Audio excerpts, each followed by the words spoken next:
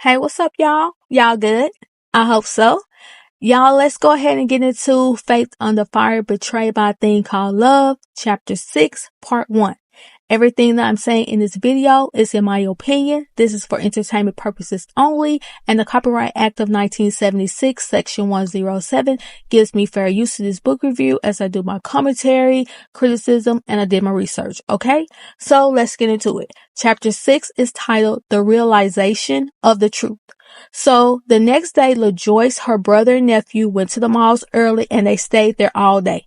LaJoyce said that she was very uncomfortable because she was not used to just spending money all nilly-willy like that. She said when she ran out of ideas of things to buy, she would just get gift certificates. On the second day of shopping, she said that she noticed no matter where she looked, she would see the number 24. And she remembered a preacher once saying that if you keep seeing the same number over and over, go look up that song. After they finished shopping, they stopped by the hospital to see Stephen. He was sleeping and LaJoyce woke him to let him know she was there. The first thing he asked her is if she went shopping. She told him yes. He told her, good, you look tired, go home and get some rest. She didn't mind it not one bit because she was exhausted. She went home, took a nice bath, then she got ready to call it a night. But then the phone rang, and it was the doctor saying that she needed to get back to the hospital immediately to sign off on a blood transfusion or Stephen wouldn't make it through the night. So she told him that she was on her way, and when she looked at the clock, it was 10:24. That reminded her that she needed to read Psalms 24. She read the psalm, then she got up to get ready to get dressed, but she heard the Holy Spirit say, meditate on that. She opened the psalm again and her eyes fell on, who shall ascend into the hill of the Lord, or who shall stand in his holy place? Then it clicked that the psalm was about Stephen, because the next verse said, he that hath clean hands and a pure heart. LaJoyce said, isn't Stephen's hands clean? Isn't his heart pure? The Holy Spirit told her, pull out the medical records. At the very beginning of the medical records, on the first day that LaJoyce had to rush Stephen to the hospital, it was written on his intake form that patient confirmed he had HIV. LaJoyce's body went numb. She had to read those words again. And she was like, hold up. They knew from the first day that he went to the hospital that he had it? She said a million questions started to run through her mind. She couldn't understand why a doctor wouldn't tell the wife on the first day instead of making her wait 40 days. Then she thought about it. Ugh, policy. She looked at the handwritten note on the form again and she was stuck on the words patient confirms. She was like, so that means Stephen told them his condition. That meant he knew.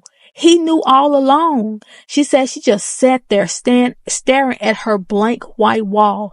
But it was like God replayed her life back to her like a movie on the wall to show her everything he tried to show her, but she refused to see.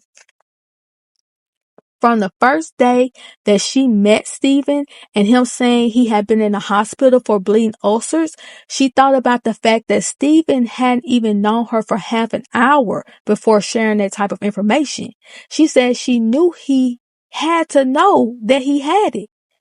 He knew he had it, and he chose to have unprotected sex with her, that he took away her freedom to choose.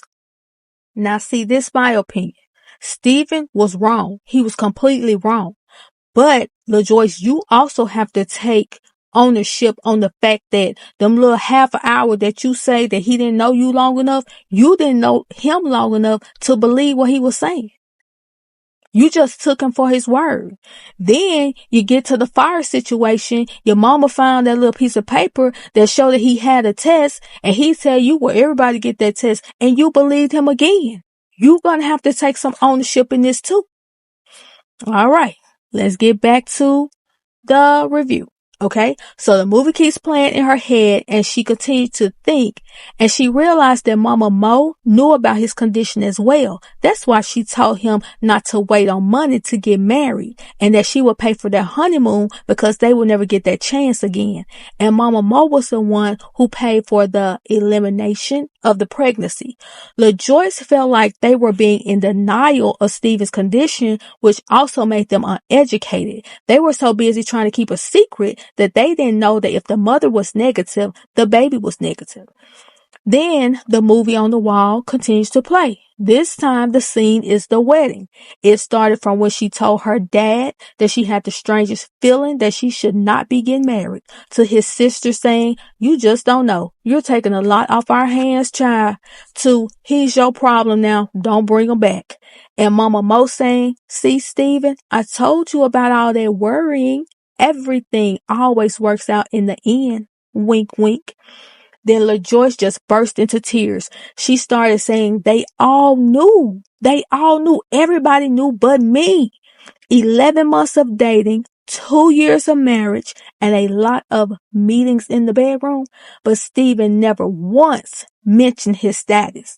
Everything was flooding into her mind. Stephen spending all that money, his older sister saying that she knew he had it, Stephen just knowing she would get sick, almost like he was banking on it. Stephen telling the doctor that he didn't know where he got the disease, but now LaJoyce is thinking that he didn't want to admit where he got it. All the disappearing acts he would do over the years, to him falling on his knees that night of the fire, saying, "Who am I going to tell my secrets to now?" LaJoyce sat on the edge of her bed, numb. She had made up in her mind that she was not going to the hospital to sign for no blood transfusion. She said he was just going to have to DIE. But then she asked God to help her make sense of all of it, because she could easily lay down and go to sleep. She could have gone downstairs and shown everybody the medical records, or had Stephen arrested for attempted 187, or just shown the records to her brothers and let them handle Stephen. She said, "Lord, tell me what you want me to do.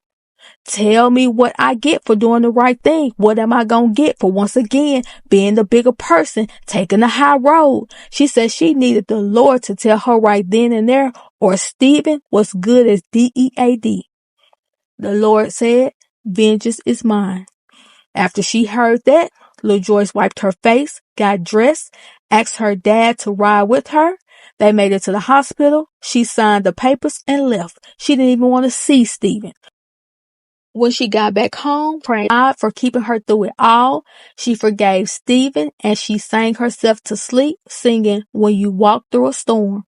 And that's the end of chapter 6, part 1. Y'all tell me what y'all think about it. Get down in the comments. Please like, share, subscribe, and I'll talk to you later.